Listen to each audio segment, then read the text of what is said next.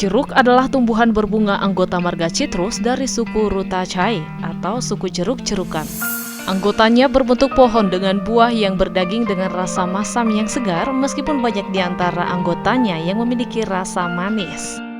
Rasa masam berasal dari kandungan asam sitrat yang memang terkandung pada semua anggotanya. Asal jeruk dari Asia Timur dan Asia Tenggara, jeruk manis dan sitrun atau biasa disebut dengan lemon berasal dari Asia Timur, sedangkan jeruk Bali, jeruk nipis, dan jeruk purut berasal dari Asia Tenggara. Jeruk sangat bermanfaat bagi tubuh kita. Serat jeruk dapat mendukung fungsi pencernaan, vitamin C yang tinggi dalam jeruk dapat meningkatkan kekebalan dalam tubuh, serta jeruk juga melindungi dan meningkatkan jantung serta otot dalam tubuh. Jeruk juga sebagai sumber antioksidan yang menurunkan kadar racun dalam tubuh. Bahkan, jeruk dapat menurunkan resiko kanker kulit karsinoma sebesar 30%. Jeruk sendiri sekarang banyak diproduksi dengan berbagai cara. Jeruk bisa dibuat menjadi jus dan berbagai jenis olahan minuman yang segar, sirup, permen jelly, pewangi, manisan, dan masih banyak lagi. Di Indonesia sendiri banyak yang memproduksi jeruk dengan jenis yang berbeda-beda. Komoditas jeruk menempati urutan ketiga sebagai buah paling banyak dikonsumsi oleh masyarakat Indonesia. Dan ini mendorong produksi jeruk di Indonesia untuk dapat melewati target Kementerian Pertanian agar jeruk Indonesia dapat diekspor ke mancanegara. Horas, selamat sore dengan Mangula. Akhir pekan ini, tim Beta Mangula kembali hadir menemani Anda dalam 30 menit ke depan. Kali ini kita akan membahas dengan tuntas tentang pertanian jeruk madu asal Toba.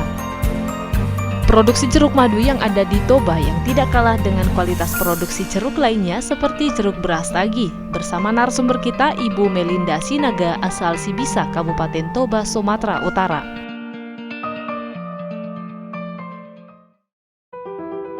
Melinda Sinaga, petani jeruk madu berumur 64 tahun asal Sibisa, Kabupaten Toba.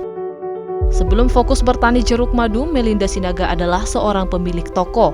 Namun Melinda Sinaga merasa itu bukan hal yang disenanginya. Semenjak orang tua Melinda Sinaga sakit dan membutuhkan banyak vitamin dengan mengkonsumsi buah jeruk, membuat Melinda Sinaga ingin memproduksi buah jeruk sendiri secara langsung. Setelah Melinda fokus menekuni pertanian jeruk miliknya, Melinda Sinaga merasakan bertani jeruk membuat dia senang. Kecintaannya dalam bertani jeruk madu saat ini membuat Melinda Sinaga menjadi petani jeruk madu sukses asal Toba. Nama saya Melinda Sinaga, Boru Sinaga. Asli saya penduduk Parapat. Saya fokus di pertanian jeruk, pisang, cabai, tomat. Karena dulu saya buka grosir, tapi belakangan saya lihat perkembangannya udah mulai sepi, jadi saya beralih ke pertanian. Kenapa mesti gengsi? Demi kesehatan juga bagus. Karena kalau kita bertani, otomatis kesehatan kita juga terjaga. Kita juga bisa sekalian berolahraga. Terus pikiran kita nggak kemana-mana, fokus untuk pertanian aja. Karena dulunya saya mengurus orang tua kami dalam seminggu bisa mengkonsumsi 30 kilo satu minggu. Ternyata ya saya berpikir kenapa nggak ditanam aja. Nah, awalnya saya tanam 200 batang untuk uji coba. Ternyata saya lihat bagus dan saya lanjutkan lagi gitu. Kalau menurut saya ya, karena memang jeruk Brastagi, saya bilang ini jeruk Brastagi karena ini bibitnya saya beli dari Brastagi.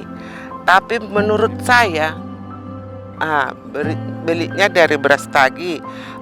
Penjualnya pun pembelinya pun dari Brastagi yang datang sama saya. Terus kalau menurut saya, jeruk dari Tobasa paling bagus daripada jeruk Brastagi. Jadi, tapi itu karena kita bisa bertahan bilang lebih bagus, tapi kita perhatikanlah perawatannya. Kalau menurut yang saya lihat di beras tagi sama di Tobasa, lebih bagusnya jeruk Tobasa dari beras tagi. Katanya ya jeruk manis dari beras tagi. Ya memang saya beli bibitnya dari beras tagi. Untuk mengelola 10 hektar ini kita butuh pegawai 12 orang. Kalau pada saat panen tidak, kita masih butuh untuk memetik dari luar daerah sekitar 20 orang.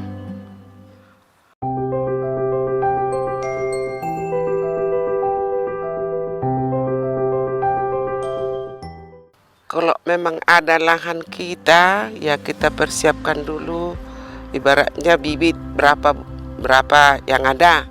Nah, jadi kalau ada bibit kita sekitar 400, berarti kita siapkan lahan 1 hektar, karena antara jaraknya itu 5 kali 5. Jadi 5 kali 5 kita galilah lubang sedalam 20 cm.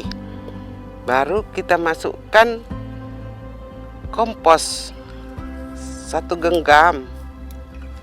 Baru kita tanam bibit yang tadi 1. Baru 5 meter lagi kita tanam lagi, begitu.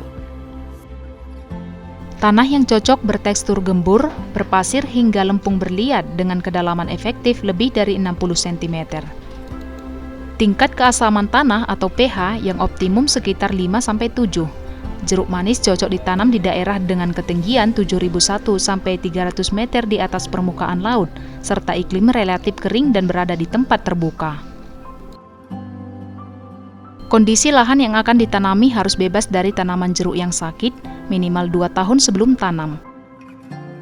Lokasi harus bersih dari tanaman pembawa vektor CVPD, yakni Diaporina citri, dan dari tanaman lain yang disukai hama tersebut, seperti kemuning dan tapak dara. Lokasi kebun harus berjarak minimum 3 km dari tanaman atau kebun jeruk yang sudah terserang CVP. Tahap ketiga yang harus kita lakukan yaitu pemilihan bibit yang baik. Stek adalah metode perbanyakan tanaman dengan menggunakan potongan tubuh tanaman seperti akar, daun, dan batang. Setelah memilih bibit yang bagus, cara budidaya jeruk agar sukses selanjutnya adalah dengan menyiapkan media tanam. Media tanam yang tepat dalam penyiapannya tentu saja akan mempermudah pertumbuhan tanaman jeruk sahabat tani nantinya.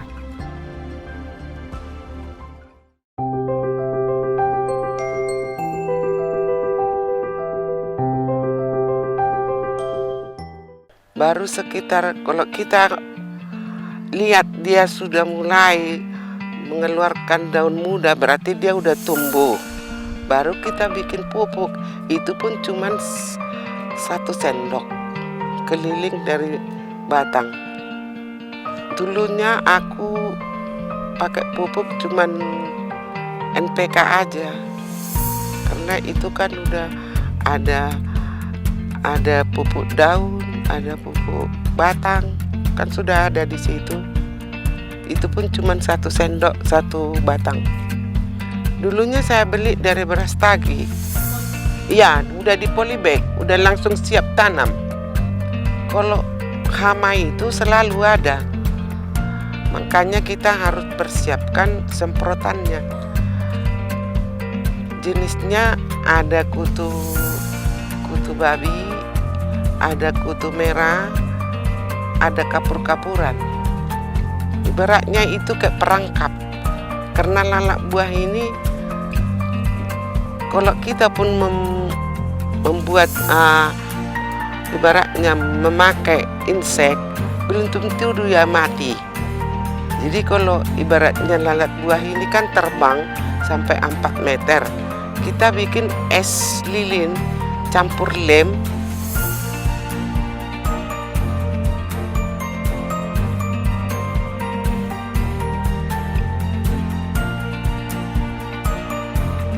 Karena dia kan kalau es lilin itu kita bikin pewarna, zat warna. Jadi kita bikinlah dia sejenis warna kuning biar kayak jeruk dia. Jadi dia lengket ke situ ke es tadi, baru dia mati di situ. Ya kita berubah-ubah lah. Kalau umpamanya inseknya sekarang kita ibaratnya pemupukan supaya jeruk itu tetap terjaga setelah panen, kita harus lakukan pemupukan dan pemangkasan.